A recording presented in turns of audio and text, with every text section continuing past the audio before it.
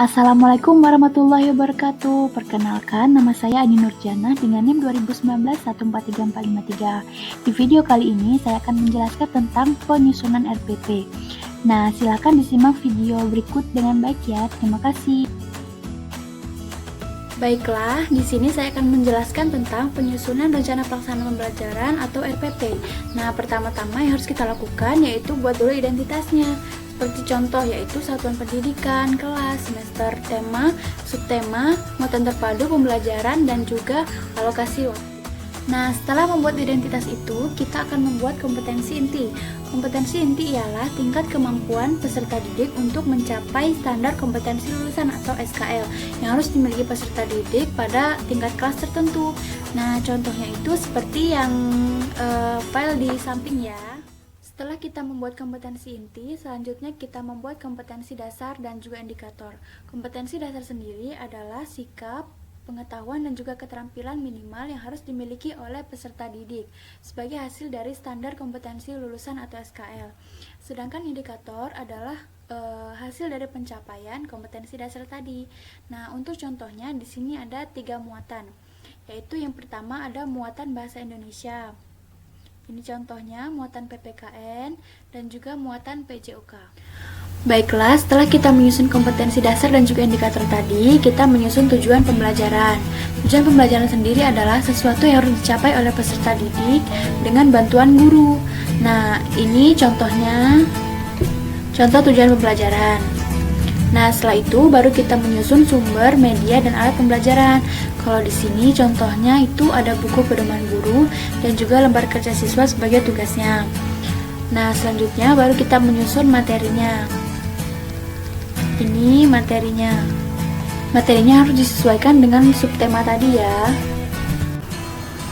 Baiklah, setelah kita membuat materi, menyusun materi, selanjutnya kita menyusun pendekatan dan juga metode. Setiap guru pasti memiliki pendekatan dan juga metode yang berbeda-beda. Nah, tapi sini contoh RPP-nya yaitu pendekatan menggunakan saintifik, strategi pembelajarannya menggunakan cooperative learning, tekniknya menggunakan example non example, metodenya menggunakan permainan, penugasan, tanya jawab, diskusi, dan juga ceramah. Baiklah, setelah kita menyusun pendekatan dan juga metode, selanjutnya kita perlu menyusun kegiatan pembelajaran. Nah, kegiatan pembelajaran itu ada 3 kegiatan. Yang pertama ada kegiatan pendahuluan, ada deskripsi kegiatan, dan juga alokasi waktu. Di sini contohnya ini, ada kegiatan apersepsi dan juga alokasi waktunya contohnya 15 menit. Nah, yang kedua ada kegiatan inti. Kegiatan inti ini sesuaikan dengan buku yang diambil, buku dan juga subtemanya. Nah, ini contohnya alokasi waktunya ada 140 menit. Nah, yang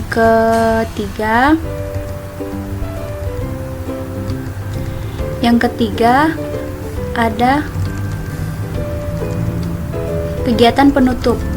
Nah, ini kegiatan penutupnya contohnya, guru dan siswa melakukan refleksi mengenai kegiatan pembelajaran.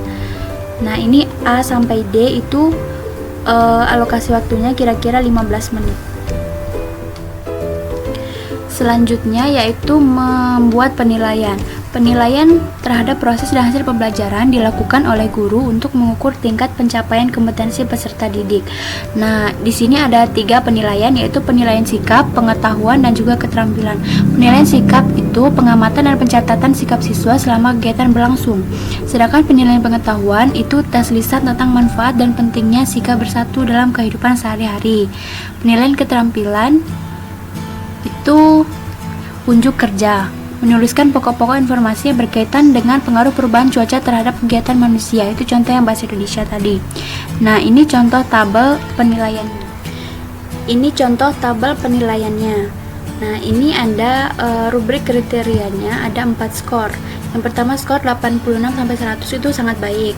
Skor 71 sampai 85 itu baik. Skor 61 sampai 75 itu cukup, dan skor kurang dari 60 itu perlu pendampingan. Nah, ini contoh yang bahasa muatan lokal bahasa Indonesia tadi. Ini contoh penilaian keterampilan gerak, keberanian.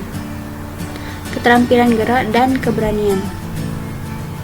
Nah, ini contohnya. Di sini juga ada 4 rubrik kriteria. Baiklah, itu tadi penjelasannya. Nah, sekarang saya sudah ringkas.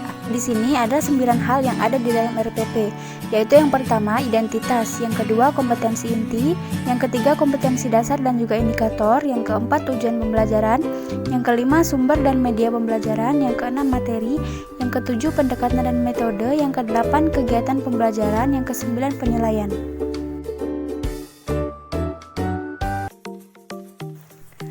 Nah, itu tadi penjelasan tentang penyusunan RPP-nya ya. Saya harap teman-teman bisa memahaminya dengan baik. Terima kasih dan tetap semangat.